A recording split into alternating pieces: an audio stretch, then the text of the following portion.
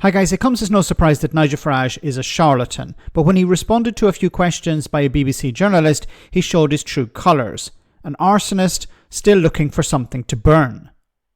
Now this follows the incident in Liverpool on Monday where the police released the age and race of the suspect, but listen to how Farage framed it. Now he also responded to a question about economics, but while the individual policy may be something good, how Farage plans to pay for other things of course involves cuts to public services, just like his friend Donald Trump in the US. Have a listen to this. Mr. Farage, thank you. It might not surprise you. I just want to dig into those numbers a little bit more because some of the things you've mentioned there, like wasteful spending and net zero, you talked about at the general election. I know. At that point, the Institute for Fiscal Studies said your sums don't add up.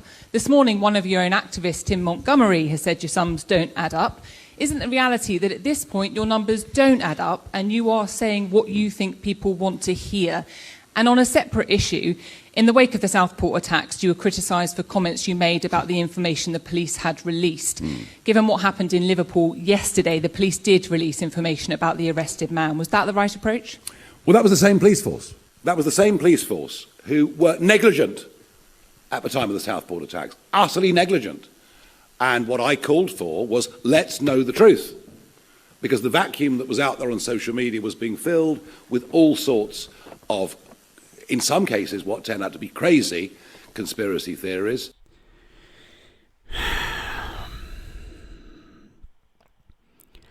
Which you took advantage of. Which you suggested was, why are we not hearing the truth about? Why is there a conspiracy of silence? Why are we not hearing more about the suspect? Why is the police not releasing more information about the suspect? And then we saw the riots, the Farage riots. You should have been held to account over that, but you were not, because you're protected. This time round, the police released the information. Why? In order to avoid rioting. In order to avoid a second stage of Farage riots. What a charlatan this guy is. An absolute arsonist. Somebody who lights the match, runs away and then points the finger. He, during the riots back in Southport, asking his questions. Oh, why don't we know more about this suspect? Why isn't the police not releasing information? And then, of course, he quoted people like Andrew Tate, knowing that Andrew Tate was trying to push false information. But Nigel was just asking questions. No wonder there were riots. Had the truth been known, we would not have had that situation. And is that a justification? No doubt there were riots. No wonder there were riots, because people didn't know. So that's a justification. There was no justification. How can that be a justification? That's a ridiculous position to take. I was condemned by all and sundry for it, apart from by Jonathan Hall, KC, the terrorism czar, who basically said, look, Nigel's right. The truth should... I don't believe he actually said Nigel is right. He said we should release more information to the public to avoid riots like these. The same riots that Nigel Farage is associated with. I've been told at the time of Southport. I think what we got yesterday was that Merseyside police have begun to learn some of the lessons from that, and that is a very good thing and not a bad thing. Oh, you can argue about numbers adding up. You could probably argue that at no point in the history of any form of government has anybody ever thought their numbers added up. I would point you to one thing.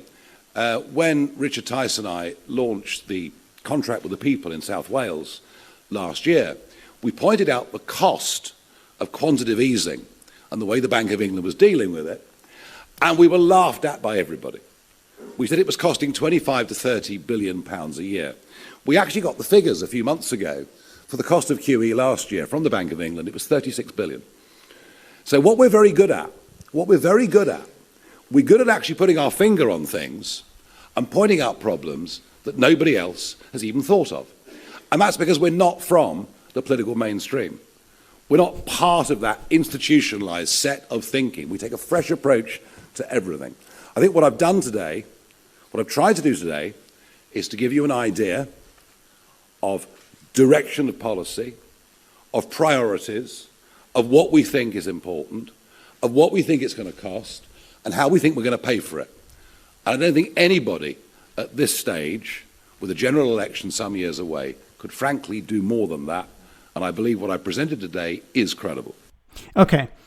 When it comes to the economic policies, the one that he's talking about, quantitative easing, I'm not informed enough to critique it. So we'll have to wait and see. We'll have to hear from actual experts. But let's say, for the sake of argument, it's a good policy.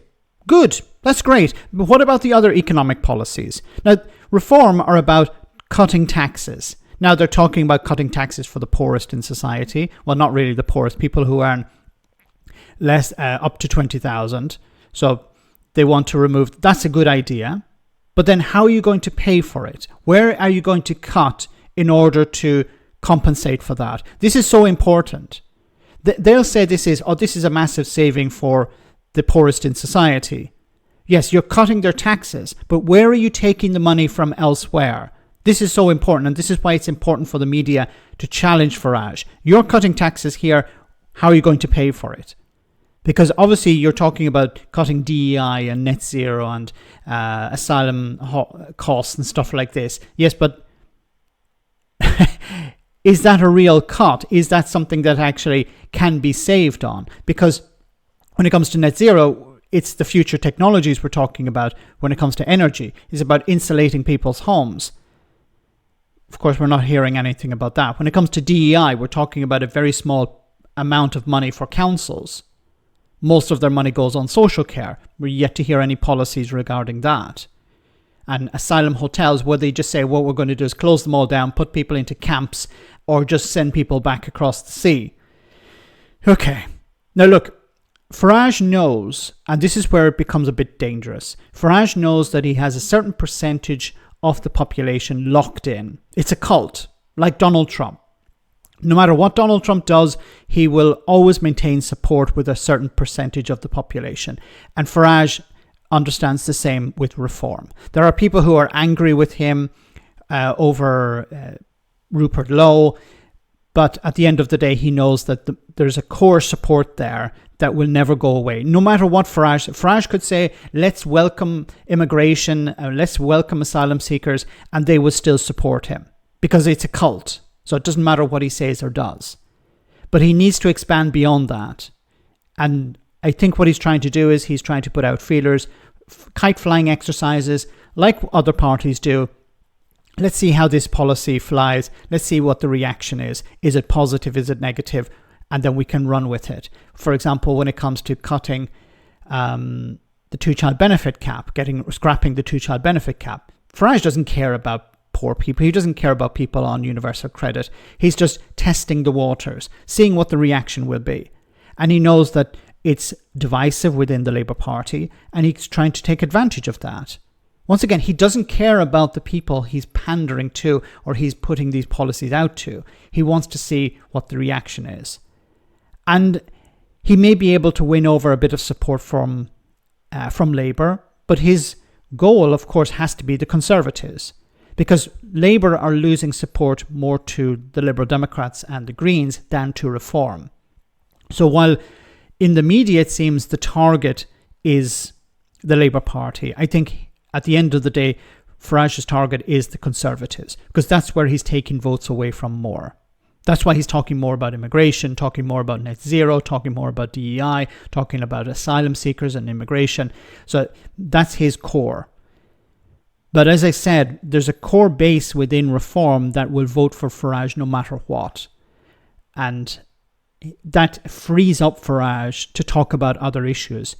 And it's been, of course, portrayed in the media as him moving to the left. No, he's not moving to the left. He's testing the waters. Let me know in the comment section, guys, what you think. As always, your comments are greatly appreciated. Thanks a lot.